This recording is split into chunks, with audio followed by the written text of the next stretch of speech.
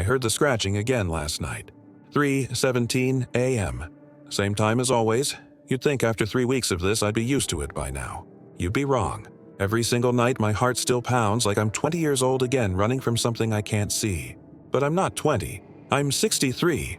Retired, living alone in a one-story house at the edge of a town so quiet you can hear your own thoughts, echoing back at you. That's what I wanted when I moved here 5 years. Ego. Peace. Silence.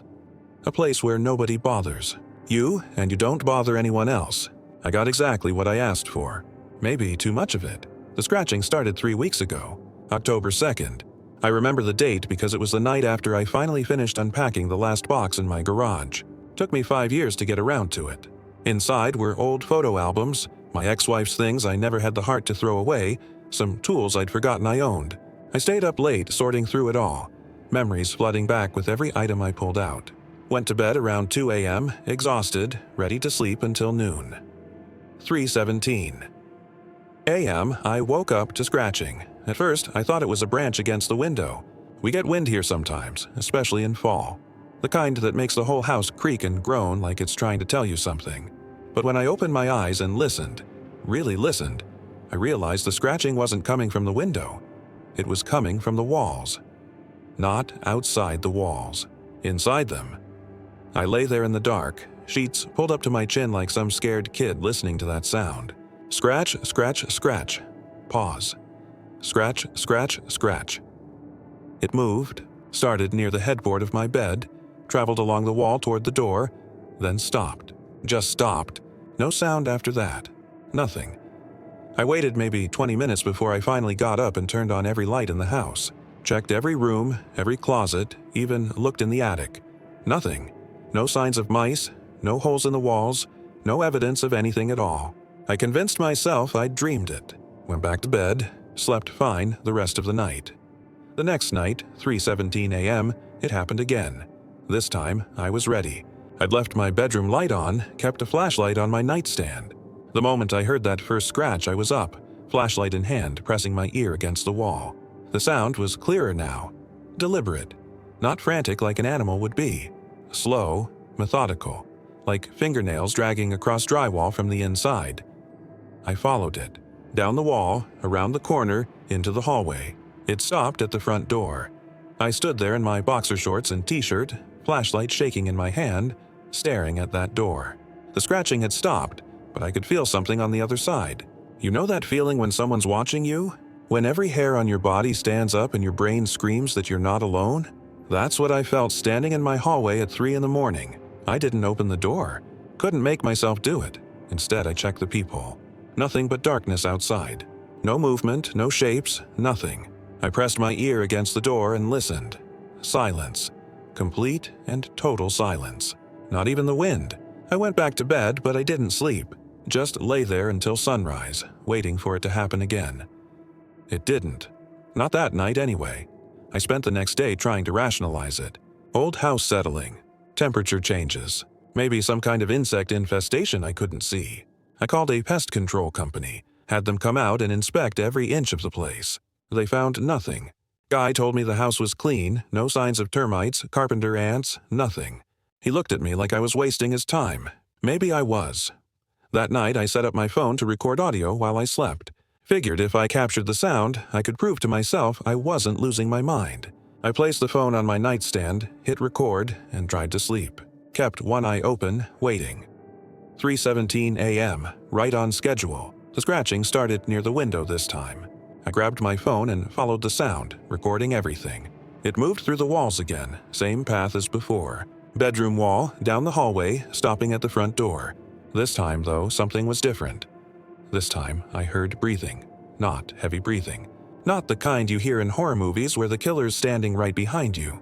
This was softer, almost gentle, like someone standing very still trying not to be heard. It came from right outside the front door, just on the other side of the wood. Steady, in and out. In and out. I wanted to open that door.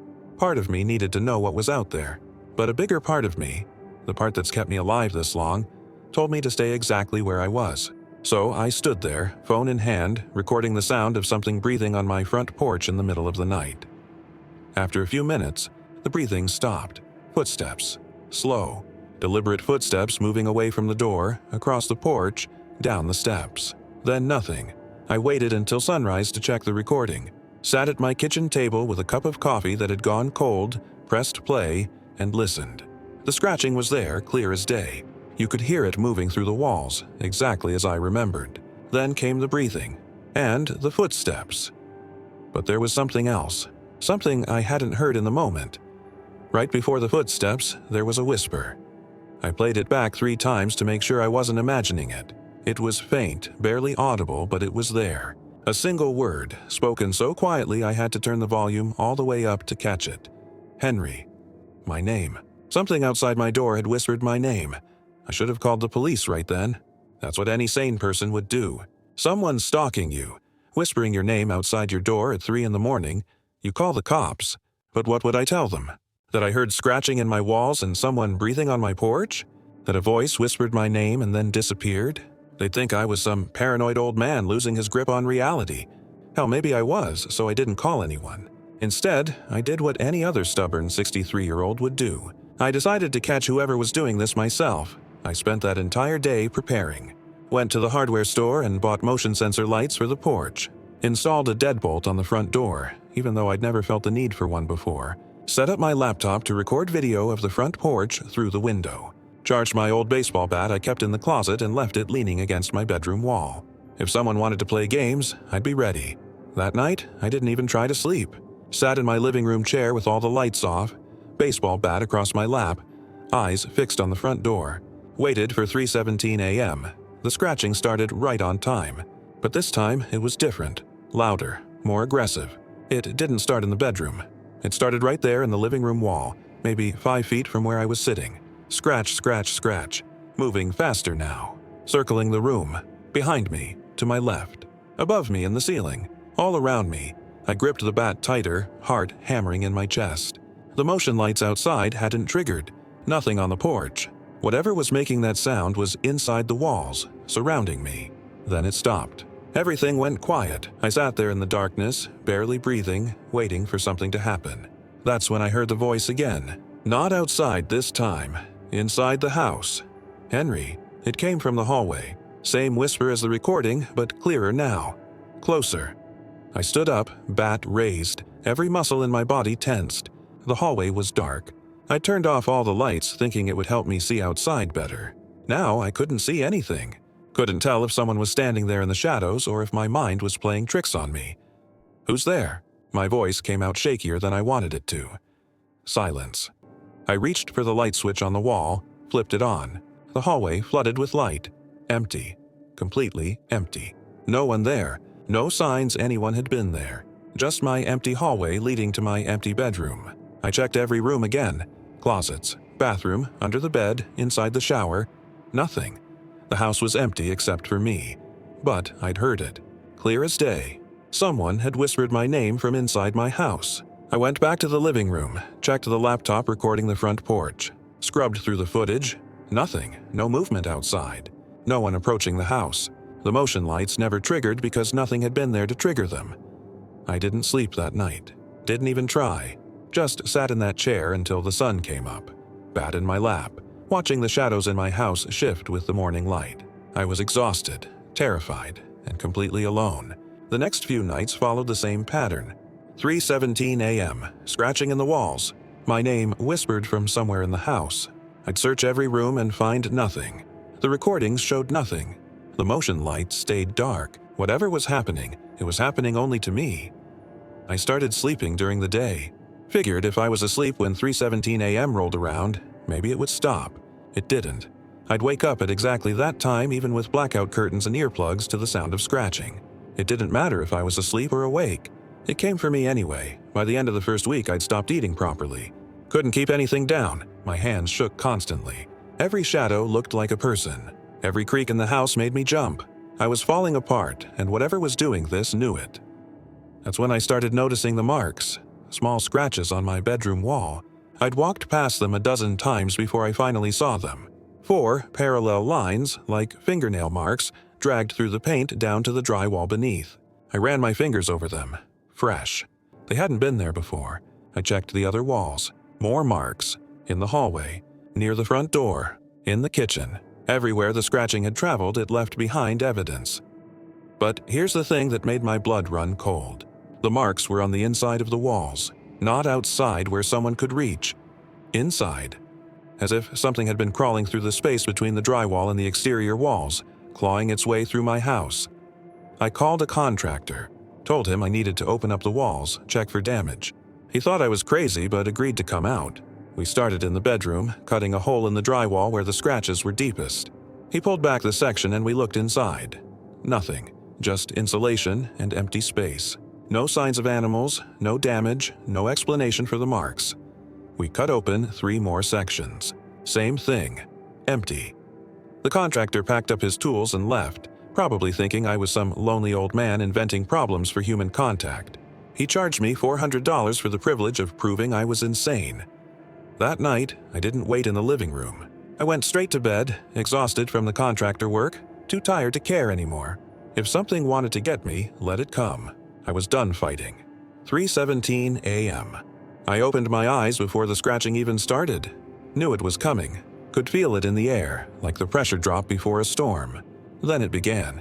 But this time it wasn't in the walls. It was under my bed. Scratch, scratch, scratch. Right beneath me. So close I could feel the vibration through the mattress. I lay there frozen, staring at the ceiling, too terrified to move. It scratched for maybe 30 seconds, then stopped. Silence. I waited, counting my own heartbeats, trying to decide if I should look. If I should lean over the edge of the bed and see what was down there. That's when I felt the bed move. Not much, just a slight shift, like someone had bumped into it.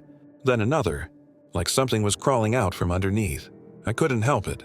I looked, leaned over the edge and looked down at the floor beside my bed. Nothing there, just carpet and shadows. But when I pulled myself back up, I saw it. A handprint on my bedroom window, on the inside of the glass, like someone had pressed their palm against it from inside the room. The print was still forming as I watched, fingers spreading slowly across the glass, leaving behind a smudge of condensation. I grabbed the bat and ran. Didn't stop to think, just ran straight out of that bedroom, down the hallway, out the front door. Stood on my porch in my pajamas at 3 in the morning, gasping for air, bat clutched in my shaking hands. The motion lights had finally triggered. I could see my whole front yard lit up bright as day, empty, no one there, no signs anyone had ever been there. But behind me, through my open front door, I could hear it. Scratch, scratch, scratch, moving through the house. My house, getting louder, getting closer. I've been standing on this porch for 20 minutes now. The scratching stopped 5 minutes ago, but I can't make myself go back inside. Can't make myself face whatever's in there, waiting for me. The sun will be up soon. Maybe then I'll find the courage to go back in. Maybe then it'll be safe. But I know the truth. I've known it since that first night.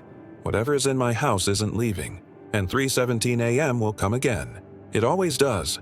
I went back inside when the sun came up. Had to. Can't live on your porch forever, no matter how scared you are. The house looked normal in the daylight. Always does. That's the worst part. During the day, everything seems fine. Rational. The scratches on the walls could be anything.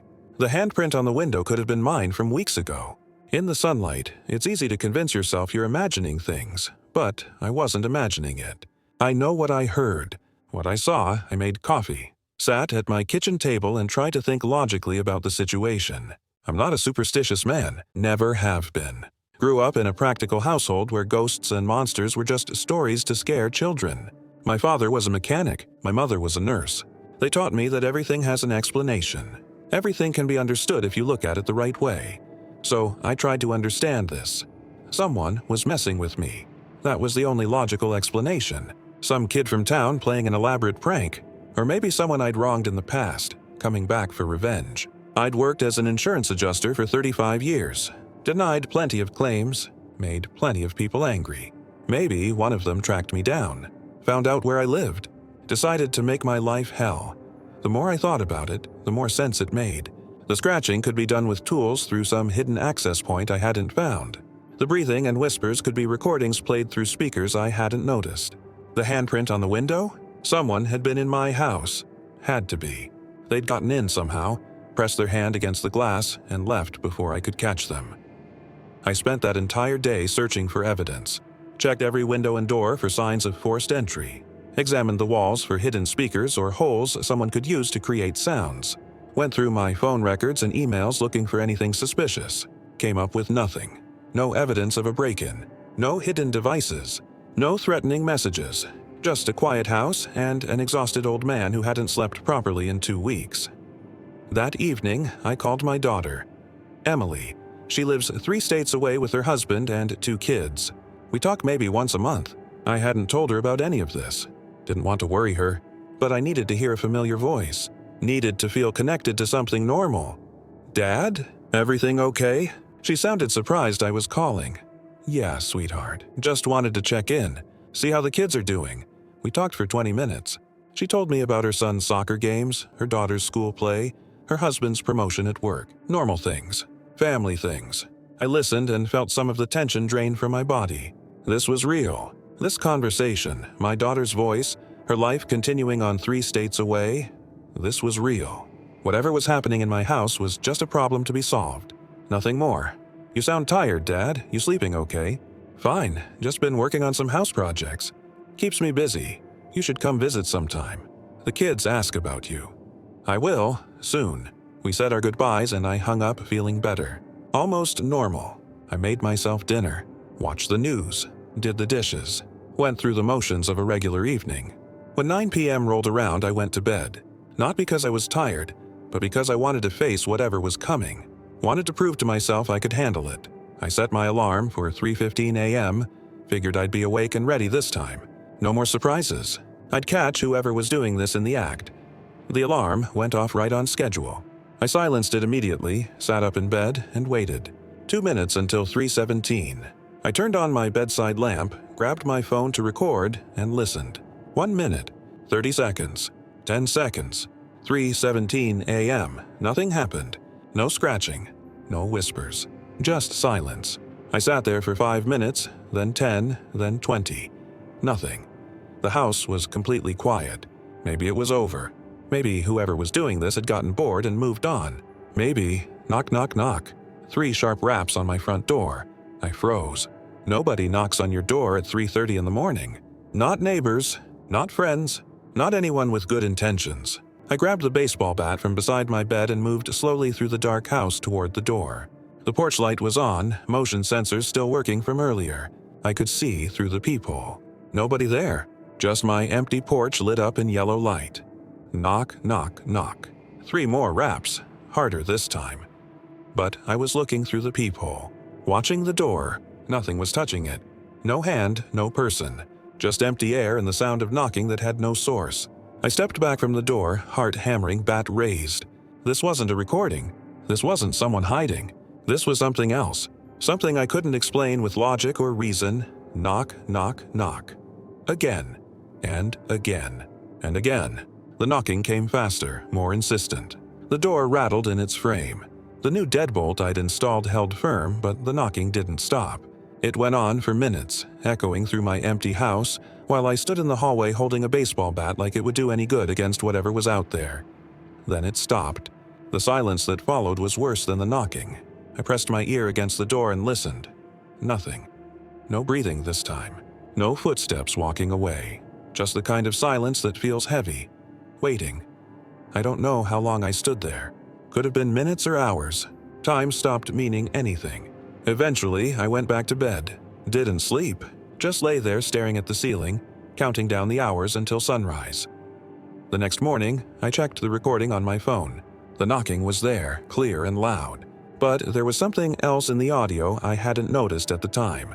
Between the knocks, you could hear a voice. Not whispering this time, speaking. The words were distorted, but I could make out some of them. "Let me in, Henry, let me in. I've been waiting. Let me in." Over and over, between each set of knocks, a voice asking to be let inside. I deleted the recording. Couldn't stand to hear it anymore. Then I did something I should have done weeks ago. I went to see Mrs. Patterson. She's lived in this town her whole life. 92 years old, sharp as a tack, knows everyone and everything that happens here. If anyone would know about strange occurrences in this area, it would be her. I found her in her garden, despite the cold October air, pulling up the last of her summer vegetables. She looked up when she heard me approach, smiled that knowing smile old people get when they've seen too much of life to be surprised by anything. "Henry, don't see you often. What brings you by?" I told her everything.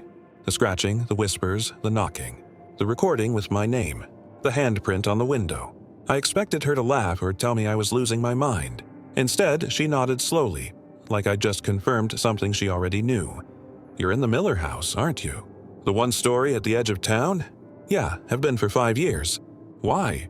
"That house has a history. Most houses do, but that one more than others." She pulled off her gardening gloves and gestured for me to follow her inside. We sat at her kitchen table while she made tea, and then she told me a story I wish I'd never heard. The Miller family built that house in 1953. Joseph and Margaret Miller. They had one son, Thomas, sweet boy by all accounts. Quiet, kept to himself. When Thomas was 16, his parents died in a car accident. Left him the house. He lived there alone for 40 years. Never married. Never had visitors. Just him and that house. What happened to him? Mrs. Patterson took a sip of her tea before answering. Nobody knows. He disappeared in 1998. Just vanished. Police found the house empty. No signs of struggle, no note. No indication where he'd gone. His car was still in the garage. His clothes still in the closet. Everything exactly as he'd left it. They searched for months. Never found him. Maybe he left town? Started over somewhere else? Maybe. But people in town don't think so. See, about a week before he disappeared, Thomas told people he wasn't alone in that house anymore. Said someone was visiting him at night, scratching on the walls, whispering his name. He sounded crazy when he talked about it. Paranoid. Nobody believed him. They thought he'd finally lost his mind after all those years alone. The teacup in my hand had gone cold. What do you think happened to him? I think he's still there. In that house, somewhere. Maybe not in the way we'd recognize, but there nonetheless. She reached across the table and patted my hand. Her skin was paper thin, cold. The house has had 7 owners since Thomas. None of them stayed longer than 2 years. Most left within months. You've lasted 5 years, Henry. That's longer than anyone. Maybe you're stronger. Or maybe whatever's in there is just taking its time with you. I went home that afternoon with Mrs. Patterson's words echoing in my head. Thomas Miller. Disappeared from my house 27 years ago after experiencing the exact same things I was experiencing now. 7 owners since then. None staying long. I'd thought 5 years of peace meant I was safe. Maybe I'd just been on borrowed time. That night, I didn't wait for 3:17 a.m. I went to bed at 8 p.m., exhausted beyond measure, and fell into a deep sleep almost immediately. I dreamed of Thomas Miller. Saw him standing in my bedroom, young and scared, watching something in the corner I couldn't see. He looked at me with hollow eyes and said, "It never stops, Henry. Once it starts, it never stops." I woke up at 3:17 a.m. Knew it before I even opened my eyes. Knew what was coming. The scratching started immediately. Not in the walls this time. On my bedroom door. Slow, deliberate drags of something hard against the wood. Scratch. Scratch. Scratch. I watched the door in the darkness, saw the scratches appearing in the paint, long gouges forming in real time. Whatever was making them was right outside my room. And then the door handle turned. I'd locked it. Always lock it now. But the handle turned anyway, slowly, testing. The door pushed open an inch, then 2. The scratching sounds grew louder, more excited. The gap widened and I could see into the hallway beyond. Empty darkness. Nothing there, but the door kept opening. And then I saw it. Just for a second, a hand. Pale, thin fingers wrapped around the edge of the door. Human-looking, but wrong somehow. The proportions off. Nails too long. Pressing against the wood. The fingers twitched, and more of the door came open. I did the only thing I could think of. I screamed. Not words. Just a raw, primal scream of pure terror. The kind of sound you make when logic fails and instinct takes over. The hand jerked back. The door stopped moving, and then everything went quiet. I sat in my bed, throat raw from screaming, and waited. The door stayed open at that angle, showing me the empty hallway. Nothing moved. Nothing made a sound. But I could feel it out there. Patient, waiting. Eventually, the sun came up. The door stood open. No marks on it. No scratches. No evidence anything had happened. Just an open door and another night I'd never forget. I'm writing this now in the morning light, sitting at my kitchen table. trying to decide what to do. I can't keep living like this. Can't keep waiting for 3:17 a.m. to roll around. Can't keep wondering what's going to happen next. But where do I go? If I leave, does it follow? Did it follow Thomas Miller when he disappeared? Am I already marked somehow? Mrs. Patterson said I was stronger, that I'd lasted longer than anyone else. But I don't feel strong. I feel like I'm breaking. Piece by piece, night by night, I keep thinking about that handprint on the window. Those pale fingers on my door. Whatever this thing is, it's getting bolder. Getting closer. Testing how far it can go. And tonight, 3:17 a.m. will come again. Maybe tonight it'll finally get what it wants. Maybe tonight I'll find out what happened to Thomas Miller. I didn't leave the house that day. Couldn't bring myself to walk out the front door. What if it was waiting out there? What if leaving meant it would follow me wherever I went?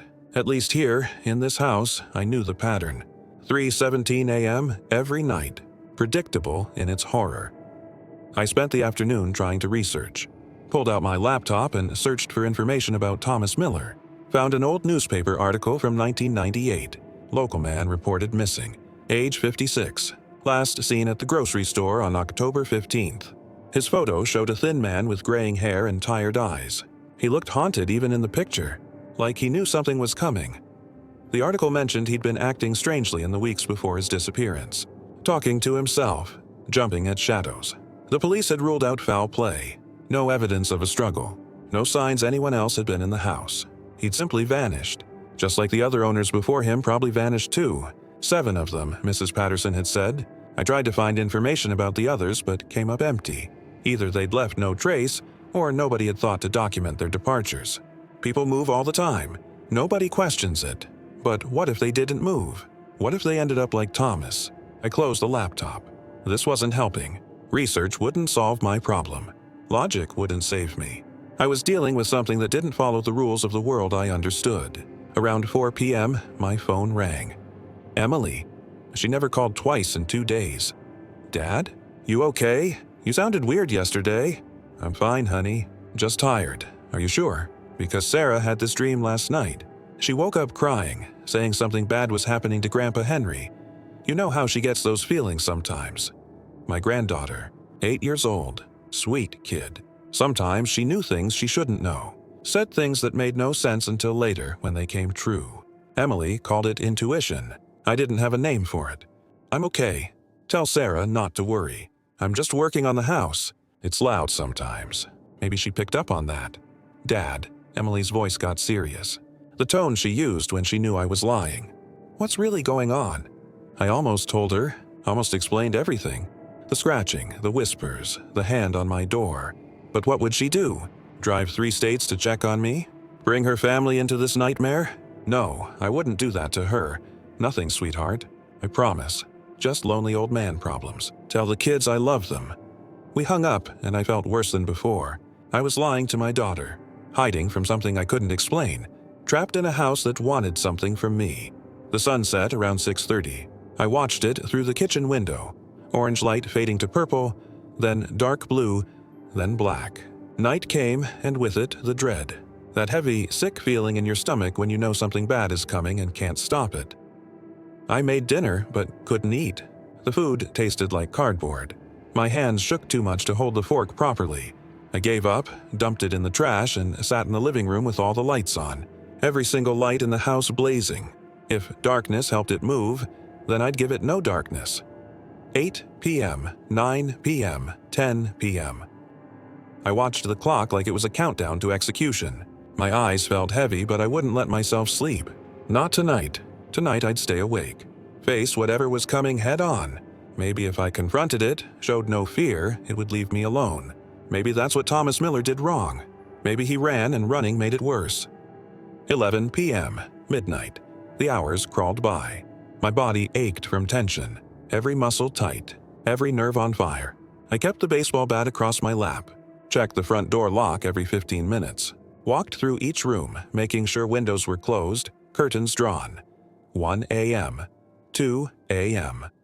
The house was so quiet I could hear my own heartbeat. The refrigerator humming in the kitchen. The heater kicking on. Normal sounds. Comforting sounds. 3 a.m., 15 minutes left. I stood up, bat in hand, and positioned myself in the center of the living room where I could see the hallway, the kitchen, and the front door all at once. No blind spots. No surprises. 3:10 a.m., 5 minutes. My heart was pounding so hard it hurt. Sweat ran down my back despite the cool air. I gripped the bat tighter. 4 minutes, 3, 2, 1. 3:17 a.m. Nothing happened. No scratching. No whispers. No knocking. Just me standing in my lit-up living room, holding a baseball bat, waiting for something that didn't come. I stood there for 5 minutes. Then 10, nothing, maybe it was over. Maybe screaming at it last night had worked. Maybe it knew I wasn't an easy target anymore. Maybe all the lights went out, every single one. The entire house plunged into darkness so complete I couldn't see my own hand in front of my face. The heater stopped humming. The refrigerator went silent. Total power failure. And in that darkness I heard it. Breathing. Not from outside the house this time. Inside. Right in front of me. So close I could feel the air moving. Warm breath on my face. I swung the bat blindly, hard as I could. It connected with nothing. Just empty air. The breathing moved. Behind me now. I spun around, swinging again. Nothing. To my left. Another swing. Nothing. It was circling me. Playing with me. The breathing got louder, more excited. Like whatever it was enjoyed my fear. I backed toward the wall, trying to get something solid behind me, but I couldn't see where I was going. My foot caught on something and I fell, landing hard on my back. Bat clattering away into the darkness. The breathing stopped. Silence. I lay there on the floor of my living room, gasping, trying to orient myself in the pitch black. Then I felt it, weight, on my chest, like someone sitting on me, pressing down. I tried to move, to push it off, but I couldn't. My arms wouldn't respond. My legs stayed flat. I was paralyzed, pinned to my own floor by something I couldn't see. And then it spoke. Not a whisper this time. A voice, clear and close, right next to my ear. I've waited so long, Henry. So very long. The voice was wrong. Wet sounding. Like speaking through a mouthful of liquid. The weight on my chest increased. I tried to scream, but no sound came out. My lungs couldn't expand. Couldn't get air. Thomas waited too. He didn't understand at first. None of them did. But they learned. In the end, they all learned. The pressure got worse, crushing. I couldn't breathe at all now. My vision, already dark, started going darker, tunneling. This was it. This was how it ended. Alone on my living room floor, killed by something I couldn't see or understand. I thought of Emily, of my grandkids, of my ex-wife who'd left me 10 years ago because I was too distant, too cold. She'd been right. I'd spent my whole life keeping people at arm's length, and now I was dying alone because of it. The weight suddenly lifted. Air rushed into my lungs. I gasped, coughing, rolling onto my side. The lights came back on. All of them. The house hummed back to life like nothing had happened. I lay there on the floor, shaking, tears streaming down my face. Alive. Still alive. But for how long? I must have lain there for an hour before I could move. Every part of me hurt. My chest ached where the weight had pressed. My throat was raw. My hands trembled so badly I could barely push myself to sitting. The clock on the wall read 4:30 a.m. An hour and 13 minutes since it started. Sunlight would come soon. I just had to make it until sunrise. I pulled myself onto the couch and waited. Every sound made me flinch. Every shadow looked like a person. But nothing else happened. The house stayed quiet. Normal. When the first light of dawn crept through the windows, I finally relaxed. Closed my eyes, let exhaustion take over. I woke up at noon to my phone ringing. Disoriented, sore all over, I answered without checking who it was. Dad? Thank God, I've been calling all morning. Emily, she sounded panicked. I'm okay. Just fell asleep. Sarah had another dream. Worse this time. She said the shadow man was sitting on your chest. Dad, what's happening? You need to tell me the truth. The shadow man. My 8-year-old granddaughter 3 states away had seen what happened to me last night. How? How is that possible? Emily, listen to me. Don't come here. Under any circumstances, don't come to this house. You understand? What? Dad, you're scaring me. I'm serious. Promise me. No matter what happens, you stay away. What's going on? Are you in trouble? Should I call the police? No police. They can't help. Just promise me, Emily, please. Silence on her end. Then, quietly, I promise, but Dad, whatever's happening, you need to leave. Get out of that house. Come stay with us. I can't. Why not? because it might follow me, and I won't bring this to your family." I hung up before she could argue, turned my phone off completely. I couldn't deal with her worry on top of everything else. I had to think, had to figure out what this thing wanted. It had Thomas. It had the 6 others before him. Why? What did it do with them? Where were they now? Mrs. Patterson's words came back to me. He's still there, in that house, somewhere. Still there. Not gone. There, in the house. What if Thomas wasn't dead? What if he was here somewhere, trapped like I was about to be? The basement. I'd only been down there once when I first moved in. Empty concrete space, nothing interesting. But I hadn't looked carefully. Hadn't had a reason to. Maybe Thomas was down there. Maybe all of them were. I grabbed a flashlight and went to the basement door. It was locked. I didn't remember locking it. Didn't even know where the key was. I tried the handle anyway. Stuck fast. Then I heard it. From behind the door. From down in the basement. Scratching. Not the same as before. This was different. Frantic. Desperate. Like someone, or several someones, trying to claw their way out. And voices. Multiple voices. Overlapping. Some crying. Some screaming. Some just whispering the same words over and over. "Help us. Help us. Help us." I stepped back from the door, heart racing. Thomas was down there. The others too. All 7 previous owners. Trapped in my basement. Alive somehow. Or something like alive. The scratching got louder. More insistent.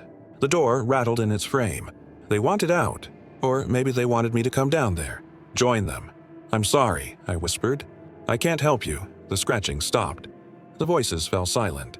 And in that quiet, I heard one last thing. A single voice. Different from the others. The wet, liquid voice from last night. "Tonight, Henry. Tonight you join them. I'm writing this now because I need someone to know what happened here. Emily, if you're reading this, I'm sorry. I should have been a better father.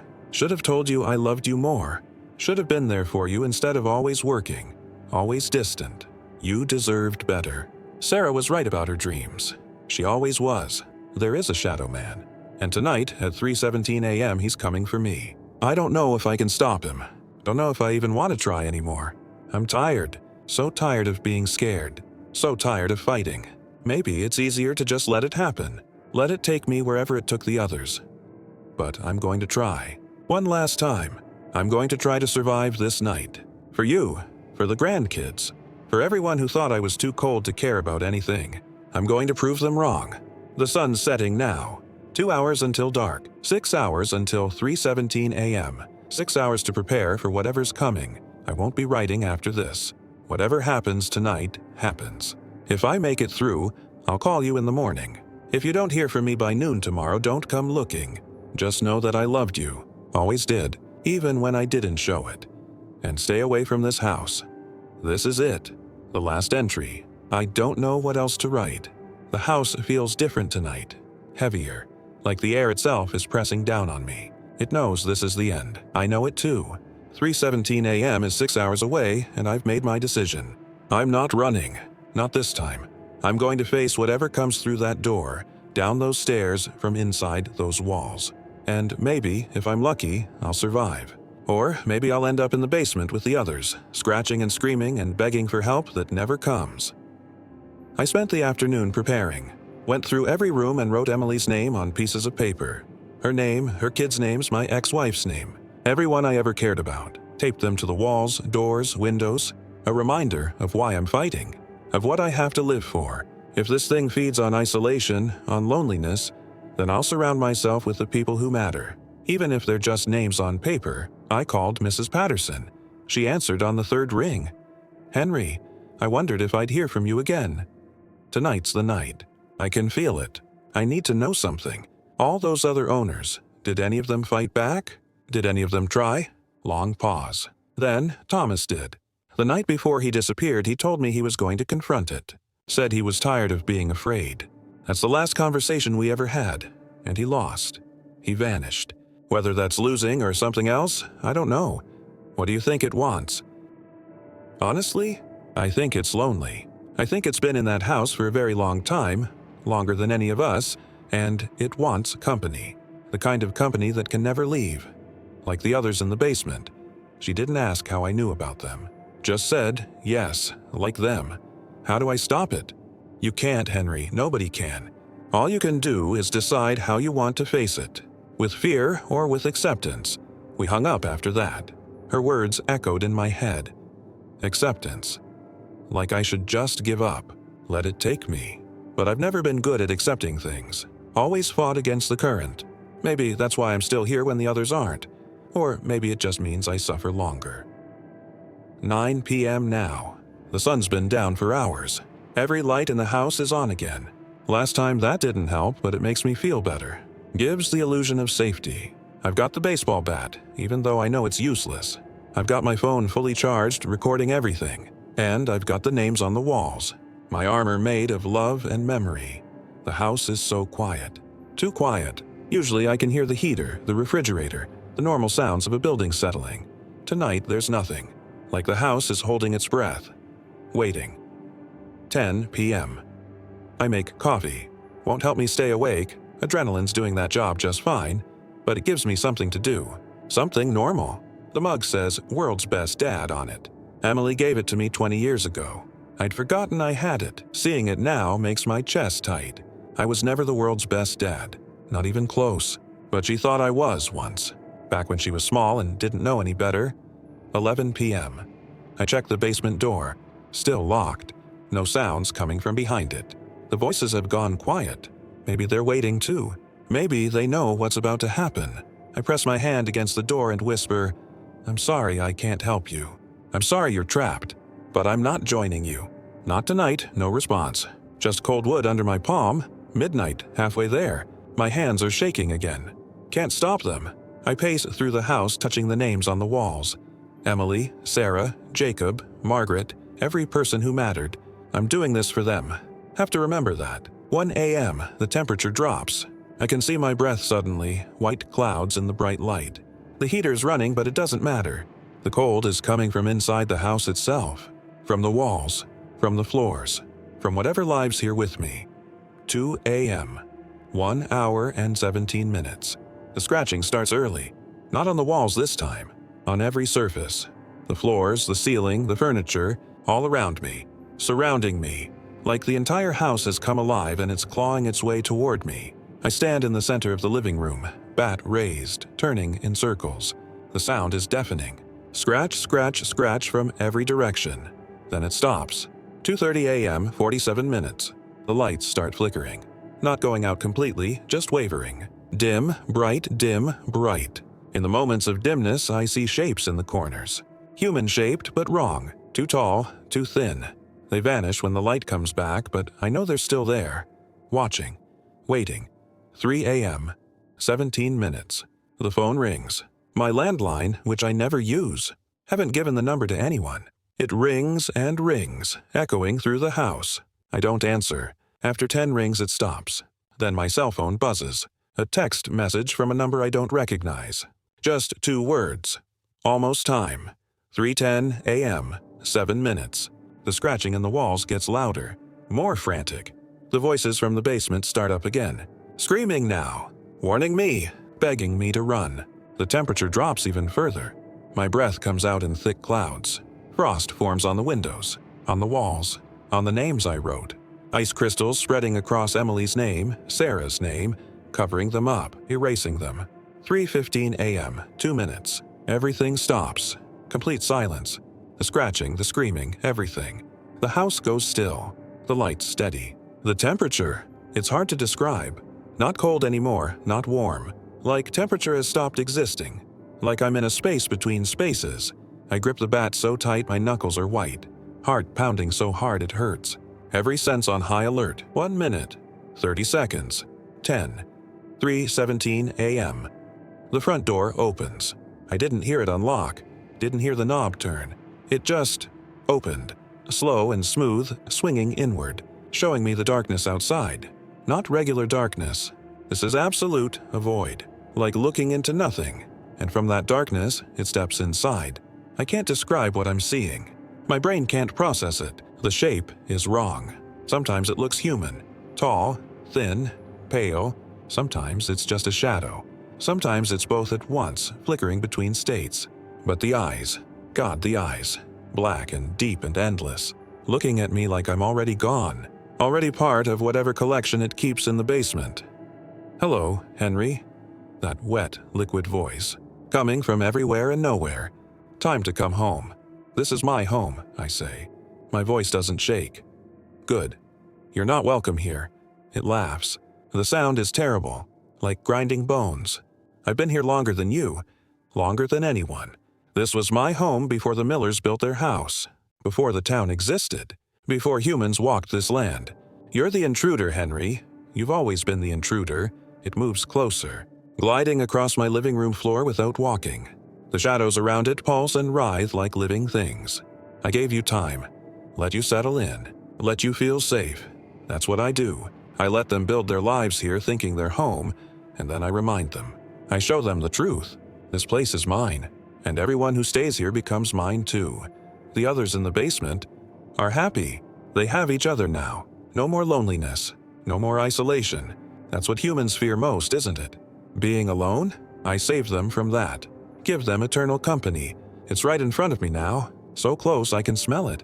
Rot and earth and something older." Thomas understood eventually. He fought at first, like you, but in the end he accepted. They all do. I'm not accepting anything. I'm walking out that door. Are you? It tilts its head. The movement is too fluid, too smooth. "And where will you go, Henry?" "Back to your daughter who you kept at arm's length. Your grandchildren who barely know you. Your ex-wife who couldn't stand your coldness. You've been alone your whole life, by choice. This is just the natural conclusion." "You're wrong." "Am I?" "You moved to the edge of town, bought a house as far from people as possible, never made friends, never joined community events. You wanted isolation. I'm offering it permanently. It's right. Part of me knows it's right. I did choose this. Chose the quiet, the distance, the solitude. But that doesn't mean I want to die here. Doesn't mean I want to be trapped. Maybe I did," I say. "Maybe I've been alone too long. But that's changing. Starting now, I don't swing the bat, don't attack. Instead, I walk past it, straight toward the open door. The void tries to grab me. I feel cold fingers brush my arm, but I keep moving, out onto the porch, down the steps, into my front yard. The thing doesn't follow. It stands in my doorway, that wrong shape flickering between human and shadow, watching me. "You can't leave," it says, but there's uncertainty in its voice now. "This is your home." "No," I say. "This was just a house. My home is wherever Emily is, wherever my family is. I should have figured that out years ago." I turn my back on it, start walking down the street, away from that house. Every step feels like breaking chains. The air gets warmer, the pressure lifts, and then I hear it. Behind me, the sound of 7 voices, not screaming anymore, whispering. "Thank you, thank you, thank you, the others. I'm leaving them." But maybe by walking away, by refusing to accept, I broke something. Maybe they can leave now too. I don't look back. Can't look back. I just walk until I reach Mrs. Patterson's house. Bang on her door at 3:40 in the morning. She opens it like she was expecting me. "Come in," she says. "You look like you've seen a ghost." "Several," I say. She makes tea. I sit at her kitchen table and tell her everything. When I'm done, she nods slowly. "So you left?" "Just walked away. I had to. It was either that or join the others." "And the house?" "I don't know. I don't care. I'm never going back." She's quiet for a moment. Then, "Good. That's what Thomas should have done. What all of them should have done. Sometimes the bravest thing isn't fighting. It's leaving." I stayed at Mrs. Patterson's that night. Slept on her couch. Woke up to sunlight and the smell of coffee and the feeling that I'd survived something I shouldn't have. Called Emily that afternoon. Told her I was coming to stay with her for a while. She cried. Said Sarah had woken up that morning and said, "Grandpa won. The Shadow Man is sad. I don't know if I won. Don't know if you can win against something like that. But I'm alive. I'm free. And I'm never spending another night alone." The house is still there at the edge of town. Empty now, waiting for the next person who wants isolation. Who wants quiet? Who thinks they can handle the solitude? Let them try. Let them learn what I learned. Sometimes the scariest thing isn't the monster in your house. It's realizing you invited it in by pushing everyone else away. I'm writing this final entry from Emily's guest room. My granddaughter is playing in the yard. I can hear her laughing. My daughter's in the kitchen making lunch. Her husband's watching a game in the living room. It's loud. It's messy. It's full of life. and it's where I should have been all along. If you're reading this, if you find these notes somehow, learn from my mistake.